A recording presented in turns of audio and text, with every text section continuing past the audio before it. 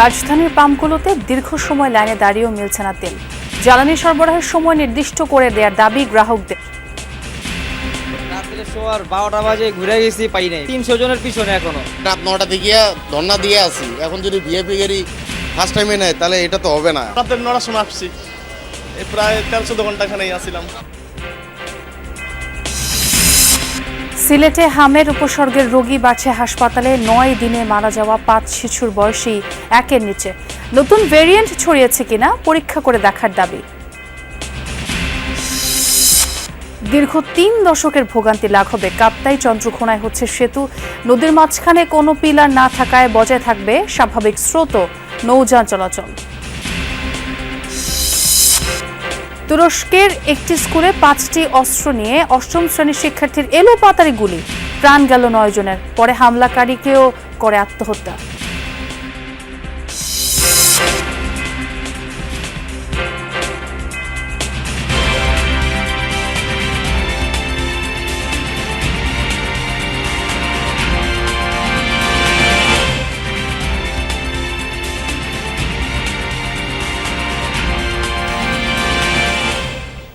আমন্ত্রণ যমুনা নিউজে, সঙ্গে আছি আমি ছোঁয়া খন্দকার। আর এতক্ষণ শিরোনাম দেখছিলেন। রাজধানীর ফিলিং স্টেশনগুলোতে জ্বালানির তেল নিতে যানবাহনের দীর্ঘ সারি বলে দিচ্ছে প্রকট আকার ধারণ করেছে সংকট। ঢাকার বিভিন্ন এলাকায় ভোর থেকেই পেট্রোল পাম্পগুলোতে বরাবরের মতোই দেখা গেছে যানবাহনের দীর্ঘ সারি। বিভিন্ন যানের চালক মালিকরা ঘণ্টার পর ঘণ্টা অপেক্ষা করছেন জ্বালানি পাওয়ার আশায়। জ্বালানি নিতে আসা অনেকেই জানালেন আগের রাতে পাম্প বন্ধ থাকায় তেল নিতে পারেননি তারা, তাই রাতভর পাম্পের সামনে অপেক্ষা করে সকালে সিরিয়ালের প্রথম দিকে থাকার চেষ্টা করছেন, কিন্তু তাতেও মিলছে না নিশ্চয়তা। তেল সরবরাহ নিয়ে স্পষ্ট কোনো তথ্য না থাকায় ভোগান্তি আরও বেড়েছে।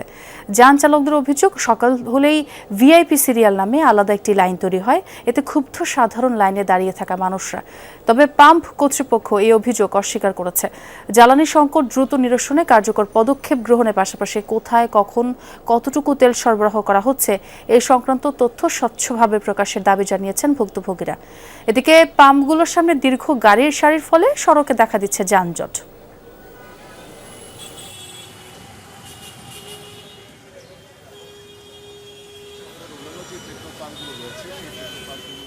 রাত্রে শোয়ার 12টা বাজে ঘুরে গেছি, পাই নাই। পরে সকালবেলা চিন্তা করলাম যে ফজর নামাজ পড়ে চলে যাই, যদি তাড়াতাড়ি পাওয়া যায়।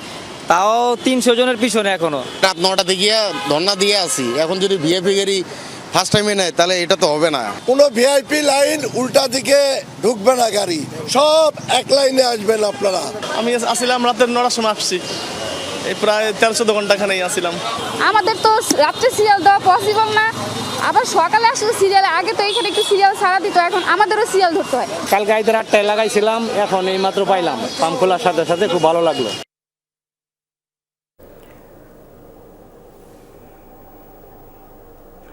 ফুয়েল পাম্পগুলোর সার্বিক চিত্র জানাতে কল্যাণপুর থেকে যোগ দিচ্ছেন সহকর্মী সুমাইয়া ঐশী। তার সঙ্গে প্রথমে কথা বলতে চাই। ঐশী, ফিলিং স্টেশনের আজকে সার্বিক চিত্র কেমন দেখছেন, এবং যারা লম্বা সময় অপেক্ষা করছেন জ্বালানির জন্য তারা আসলে কি বলছেন, তেল পাচ্ছেন কিনা ঠিক মতো? আসলে আমি যে পাম্পে এখন রয়েছি, কল্যাণপুরের খালেক পাম্প, সেখানে গতকাল সন্ধ্যায় জ্বালানি ফুরিয়েছে এবং এমনও 2-1টি গাড়ির সঙ্গে আমরা কথা বলেছি, গাড়ির যারা চালকের সঙ্গে কথা বলেছি, যারা সেই গতকাল সন্ধ্যা থেকে এখনও পর্যন্ত অপেক্ষা করছেন কখন ডিপো থেকে তেলবাহী গাড়ি আসবে এবং তারপর তারা তেল পাবেন। অর্থাৎ প্রায় 24 ঘন্টার মতো অপেক্ষা করছেন অনেকে। গতকাল দুপুরে অনেকে লাইন দিয়েছেন এখানে তেলের জন্য, এখনো পর্যন্ত তারা তেল পাননি, এমনও বলছেন অনেকে। ফলে একটি বিশাল সংকট রয়েছে এখানে এবং অনেক রাইডারের সঙ্গে আমরা কথা বললাম, তারা বলছেন যে তারা যে পরিমাণ তেল পাচ্ছেন চাহিদার তুলনায় সেটা খুবই কম এবং প্রায় 4 থেকে 5 ঘন্টার মধ্যে সেই রাইড শেয়ার করতে গিয়ে সেই তেল ফুরিয়ে যাচ্ছে। ফলে আবারও প্রায় 1 দিন ধরে তেলের লাইনে দাঁড়িয়ে থেকে তেল নিতে হচ্ছে। এই যে ভোগান্তি, এই যে কর্মঘণ্টার অপচয় বা অপব্যয়, এই বিষয়গুলো নিয়ে আসলে প্রত্যেকে ক্ষোভ প্রকাশ করছেন। পাম্পের ম্যানেজারের সঙ্গে আমাদের কিছুক্ষণ আগে কথা হলো, তিনিও বললেন যে আসলে এই সংকট সর্বত্রই।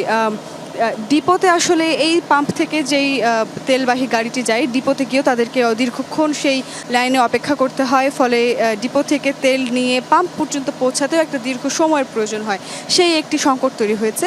আরও একটি বিষয় তিনি বললেন যে প্রায় 50,000 লিটার এখানে চাহিদা, সেই চাহিদার তুলনায় আসলে প্যানিক বাইংয়ের কারণে প্রায় দ্বিগুণ গ্রাহকের চাহিদা বেড়েছে, সেই তুলনায় তাদের সরবরাহ চাহিদার তুলনায় 3 ভাগের 1 ভাগ দেওয়া হচ্ছে। তো ত্রিমুখী এই সংকটের কারণে আসলে এই দীর্ঘ লাইন, দীর্ঘ ভোগান্তি। অনেক ধন্যবাদ ঐশী। রাজধানী খবর জানলাম, এবার একটু শরীয়তপুরে যেতে চাই। সেখানে পাম্পগুলোর খবরাখবর আমাদের জানাবেন সহকর্মী এস.এম. শাকিল।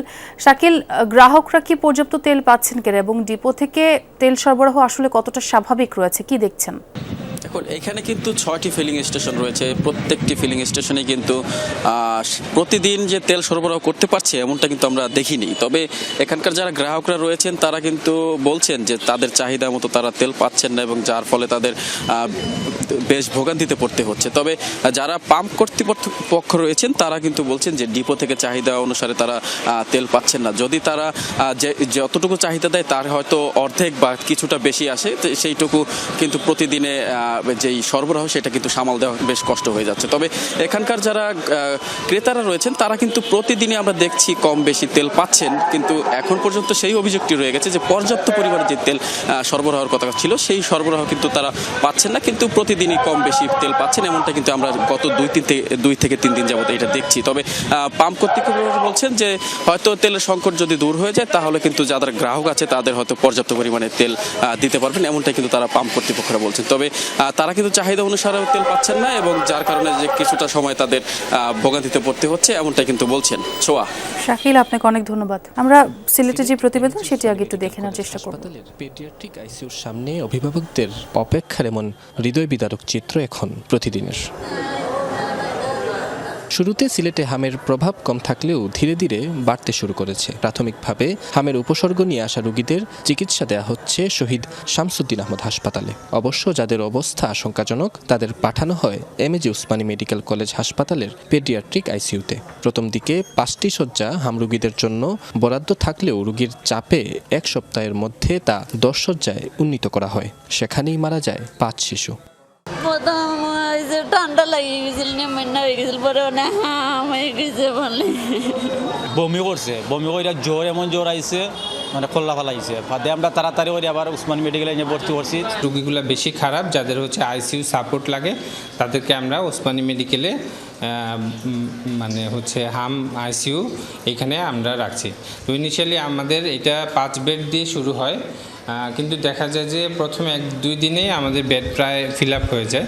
মেজেলসের সাথে বেশিরভাগ ক্ষেত্রে আমাদের এখানে নিউমোনিয়া বা যেটা আমরা ব্রঙ্কো নিউমোনিয়া বলি, নিউমোনিয়া আসতেছে এবং সাথে তাদের রেসপিরেটরি ডিস্ট্রেস, হার্ট ফেইলিওর, এই কমপ্লিকেশনগুলো আমরা বেশি পাচ্ছি আর কি।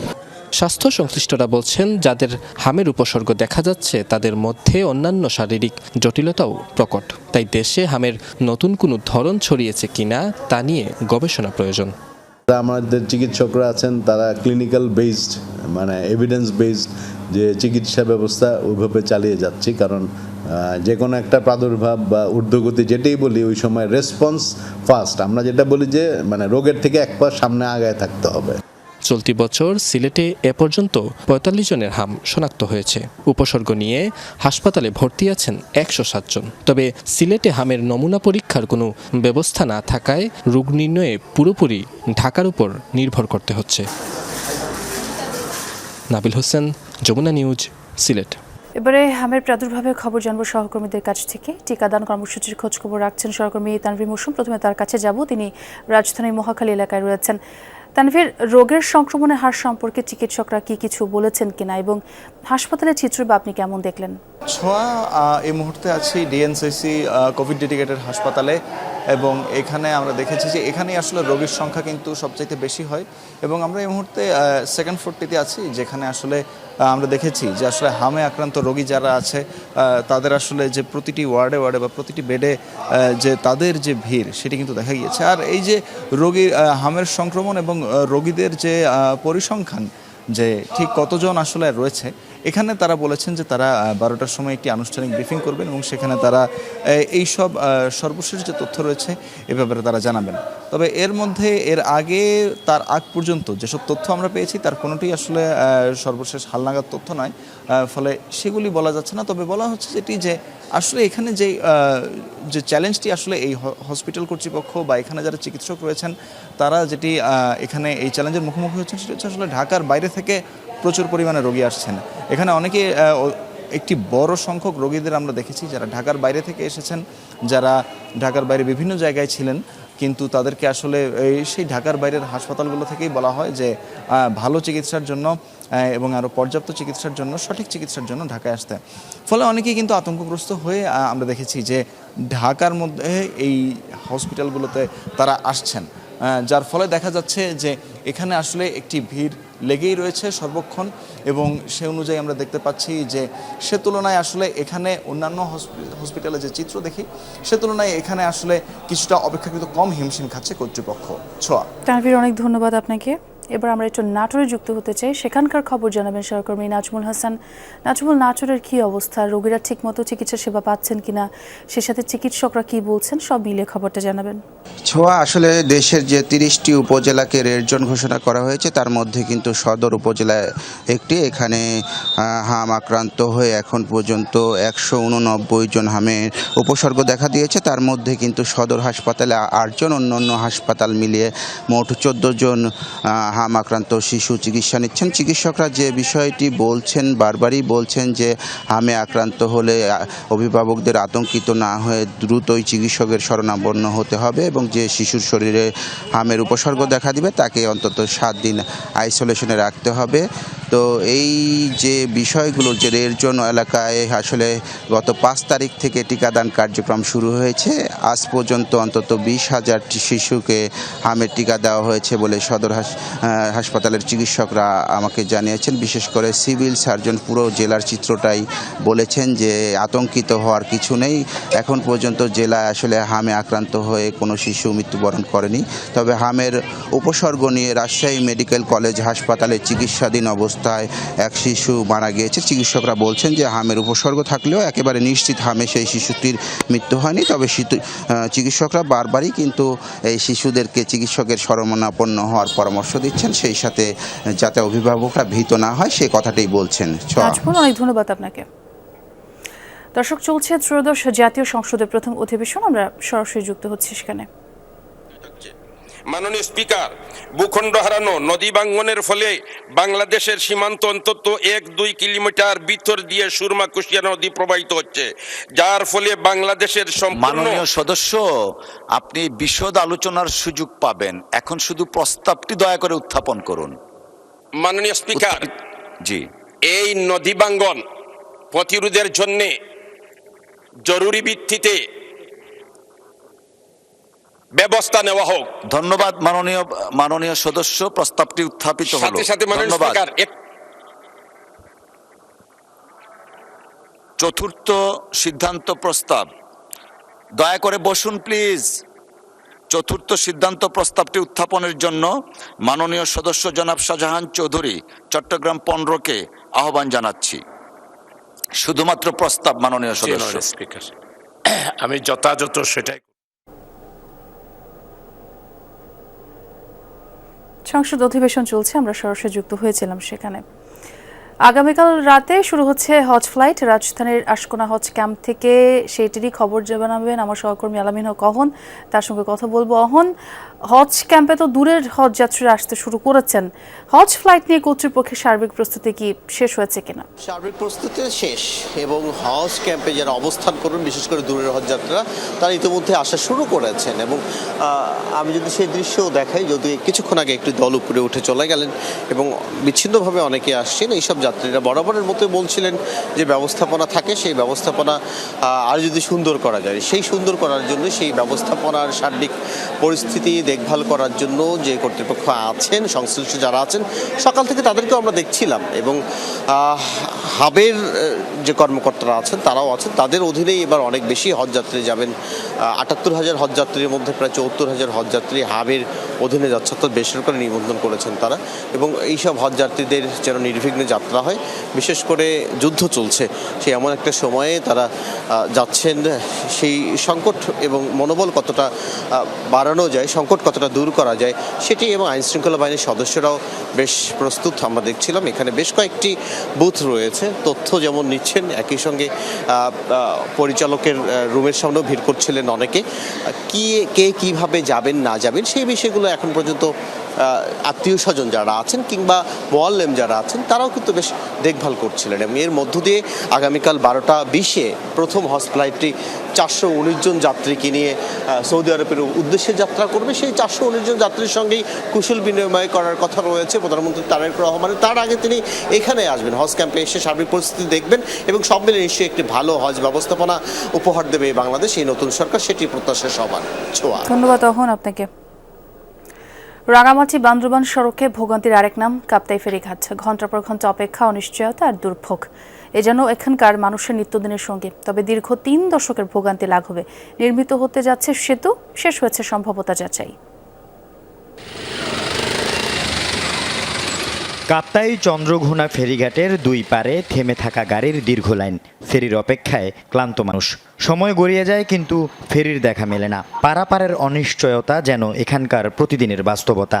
জরুরি রোগী নিয়ে আসা অ্যাম্বুলেন্সও আটকে পড়ে একই লাইনে।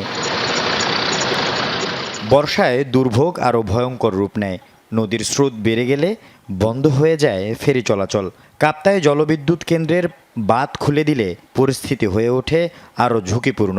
তখন জীবনের ঝুঁকি নিয়ে ছোট নৌকা বা ইঞ্জিন চালিত বোটে পারাপারে বাধ্য হয় মানুষ। ফেরির কারণে রোগীরা ফেরিটা দেরি হওয়ার কারণে রোগীরা অনেক কষ্ট পায়। অনেক সময় ঘন্টাকে ঘন্টা গাড়ি দাঁড়িয়ে থাকতে হয়, পুলিশের ফেরির এপার ওপার কম হচ্ছে। নির্দিষ্ট সময় কখনো যাওয়া সম্ভব হয় না। এক এক সময় ফেরির কারণে আপনার প্রায় 1.5 ঘন্টা 2 ঘন্টা পর্যন্ত অপেক্ষা করতে হয়। রাঙামাটির কাপ্তাই চন্দ্রঘোনা হয়ে রাজস্থলী ও বাঙ্গালহালিয়া পেরিয়ে বান্দরবান পর্যন্ত বিস্তৃত এই সড়কটি পাহাড়ি অঞ্চলের প্রাণরেখা। প্রতিদিন কৃষিপণ্য, ব্যবসা বাণিজ্য, শিক্ষা ও চিকিৎসার প্রয়োজনে হাজারো মানুষের যাতায়াত এই পথ দিয়ে। রাঙামাটি থেকে বান্দরবান যেতে অনেক কষ্ট হয়ে যাচ্ছে এবং রাজস্থলী এই ব্রিজের উপর দিয়ে, এই নদীর উপর দিয়ে হাজার হাজার গাড়ি পার হচ্ছে। পার্বত্য চট্টগ্রামের মেন প্রাণ কেন্দ্র হলো যে এই কর্ণফুলী খাল। এই কর্ণফুলী খালের ব্রিজের কারণে আমরা লক্ষ লক্ষ মানুষ প্রতিদিন হয়রানির শিকার। তবে দুঃখের দিন এবার ঘুচতে যাচ্ছে। 1,600 কোটি টাকা ব্যয়ে কর্ণফুলী নদীর উপর প্রায় 532 মিটার দীর্ঘ কেবল স্টেট সেতু নির্মাণে তোড়জোড় চলছে।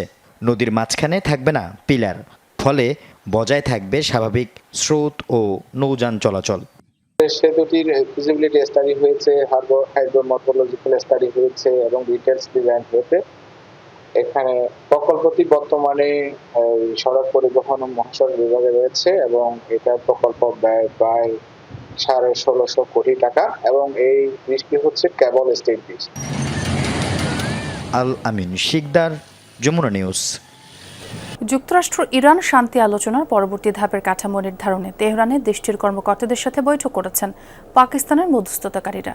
বুধবার রাতে হয় প্রাথমিক এই আলোচনা। অংশ নেন ইরানের পররাষ্ট্রমন্ত্রী আব্বাস আরাকচি সহ শীর্ষ কর্মকর্তারা। তেহরান সফরে পাকিস্তান দলের নেতৃত্ব দিচ্ছেন সেনাপ্রধান ফিল্ড মার্শাল আসিম মুনির। বৈঠকে ইরানের আলোচকদের কাছে যুক্তরাষ্ট্রের নতুন বার্তা পৌঁছে দেন মধ্যস্থতাকারীরা।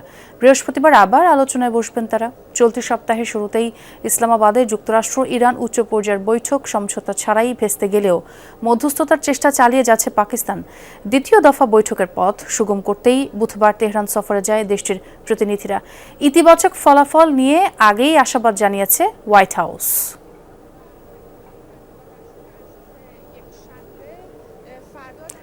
মানবাধিকারের কথা বলে বেসামরিকদের উপর হামলা চালায় যুক্তরাষ্ট্র, যার পক্ষে কোনো সাফাই চলে না। আর এমন মন্তব্য করেছেন ইরানের প্রেসিডেন্ট মাসুদ পেজেশকিয়ান। ইরানের স্কুল ও হাসপাতালের মতো স্থাপনায় হামলা আন্তর্জাতিক আইন ও মানবতার পরিপন্থী বলে ক্ষোভ ঝাড়েন তিনি। যুক্তরাষ্ট্র ইসরায়েল যখন স্কুল এবং হাসপাতালের প্রসূতি বিভাগে হামলা চালায় তখন স্পষ্ট বোঝা যায় তাদের কাছে মানবিকতার কোনো মূল্য নেই। তারা দাবি করে আমরা সন্ত্রাসী, কিন্তু আসল সন্ত্রাসী তারাই। যখন খুশি, যেখানে খুশি, যাকে খুশি হত্যা করে। এরপরও তারা মঞ্চে দাঁড়িয়ে মানবাধিকার নিয়ে কথা বলছে। এটা লজ্জাজনক। যুক্তরাষ্ট্র আবারও ব্যর্থ হলো ডোনাল্ড ট্রাম্পের যুদ্ধ ক্ষমতা নিয়ন্ত্রণের উদ্যোগ। ইরান ইস্যুতে প্রেসিডেন্টের স্বেচ্ছাচারিতা বন্ধে তোলা প্রস্তাব বাতিল করেছে মার্কিন সেনেট। চতুর্থবারের মতো প্রত্যাখ্যাত হলো ডেমোক্র্যাটদের প্রচেষ্টা। প্রস্তাবটি পাশ হলে কংগ্রেসের অনুমতি ছাড়া প্রেসিডেন্টের সামরিক অভিযান চালানোর সক্ষমতা সীমিত হতো। ডেমোক্র্যাটরা জানিয়েছে বারবার বিল উত্থাপনের মধ্য দিয়ে ট্রাম্পের উপর চাপ তৈরি করে যাবেন তারা। মধ্যপ্রাচ্যে যুদ্ধের ময়দানের আঁচ লেগেছে ওয়াশিংটনের রাজনীতিতেও। চলমান উত্তেজনা রূপ নিয়েছে তীব্র রাজনৈতিক বিতর্কে, স্পষ্ট বিভাজন। ডেমোক্র্যাটদের অভিযোগ, সংবিধান লঙ্ঘন করে ইসরায়েলের সাথে মিলে যুদ্ধ শুরু করেছে ট্রাম্প প্রশাসন। দাবি, যুদ্ধ ঘোষণার একমাত্র ক্ষমতা কংগ্রেসের। তাই ইরানের বিরুদ্ধে সামরিক পদক্ষেপে প্রেসিডেন্টের ক্ষমতা সীমিত করতে সিনেটে চতুর্থবারের মতো প্রস্তাব তুলেছেন তারা। তবে এবারও নাকচ হয়েছে তা। 52-47 ভোটে প্রত্যাখ্যাত হয়েছে প্রস্তাবটি। এটি পাশ হলে কংগ্রেসের অনুমোদন ছাড়া কোনো দেশে সামরিক অভিযান চালাতে পারতেন না প্রেসিডেন্ট ডোনাল্ড ট্রাম্প। রিপাবলিকানদের প্রায় পুরো অংশ রায় দিয়েছে প্রস্তাবের বিপক্ষে। একমাত্র ব্যতিক্রম রিপাবলিকান সিনেটর র্যান্ড পল, যিনি প্রেসিডেন্টের বিরুদ্ধে অবস্থান নিয়েছেন। অন্যদিকে একমাত্র ডেমোক্র্যাট হিসেবে সিনেটর জন ফেটারম্যান ভোট দিয়েছেন প্রস্তাবের বিপক্ষে। রিপাবলিকানদের জবাবদিহি করতে হবে এমন একটি যুদ্ধের প্রতি তাদের প্রশ্নাতীত সমর্থনের জন্য, যার লক্ষ্য অস্পষ্ট এবং যার পেছনে মার্কিনীদের বিলিয়ন বিলিয়ন ডলার ব্যয় হচ্ছে। পুরো বিশ্বে ইরানিদের একমাত্র সমর্থন এখন মার্কিন ডেমোক্রেটরা। এই মুহূর্তে আমাদের পূর্ণ সমর্থন প্রয়োজন সেনাদের। দূরের দিকে তাকানো উচিত। পরমাণু শক্তিধর হলে মার্কিনীদের জন্য বিরাট হুমকি হতে পারে ইরান। পরমাণু শক্তিধর কিংবা হরমুজ প্রণালীর নিয়ন্ত্রককারী হিসেবে ইরানকে ভাবতে পারছেন আপনারা? ভার্জিনিয়ার সিনেটর টিম কেইনি জানিয়েছেন প্রস্তাব পাশ না হলেও নিয়মিত এটি উত্থাপন করবেন, যাতে জনগণ বুঝতে পারে কে যুদ্ধের পক্ষে আর কে বিপক্ষে। বিশ্লেষকরা বলছেন, কূটনৈতিক আলোচনায় অগ্রগতি না হলে যুক্তরাষ্ট্রের অভ্যন্তরীণ রাজনৈতিক বিভাজন বাড়বে আরও। মার্কিন আইনে 60 দিনের বেশি সামরিক অভিযান চালাতে প্রয়োজন কংগ্রেসের অনুমোদন। তবে জাতীয় নিরাপত্তার অজুহাতে আরও 30 দিন সময় বাড়ানোর সুযোগ রয়েছে হোয়াইট হাউসের। Dorothy Tasrin, Jamuna News. তুরস্কের একটি মাধ্যমিক স্কুলে শিক্ষার্থী চালানো বন্দুক হামলায় প্রাণ হারিয়েছে 9 জন, আহত অন্তত 13 জন। নিহতদের মধ্যে 8 জনই শিক্ষার্থী এবং 1 জন শিক্ষক। দেশটির স্বরাষ্ট্র মন্ত্রণালয় নিশ্চিত করেছে এই তথ্য। কাহরা মানমারাস শহরের একটি স্কুলে বুধবার স্থানীয় সময় দুপুর 1:30টার দিকে এই ভয়াবহ ঘটনা হয়। হামলাকারী ওই স্কুলেরই 8ম শ্রেণীর শিক্ষার্থী। 5টি আগ্নেয়াস্ত্র এবং 7টি ম্যাগাজিন নিয়ে 2টি শ্রেণীকক্ষে ঢুকে নির্বিচারে গুলি চালায় সে। এরপর নিজের গায়েও গুলি করে আত্মহত্যা করে। ধারণা করা হচ্ছে ব্যবহৃত অস্ত্রগুলো তার বাবা সাবেক পুলিশ কর্মকর্তার। আর এই ঘটনায় গ্রেফতার করা হয়েছে হামলাকারী কিশোরের বাবাকে। এর মাত্র একদিন আগে তুরস্কের সানলিওরফার প্রদেশের একটি স্কুলে হামলা চালিয়েছিল এক সাবেক শিক্ষার্থী। আহত হয়েছিল 16 জন। ওই ঘটনার পরও আত্মহত্যা করেছিল হামলাকারী।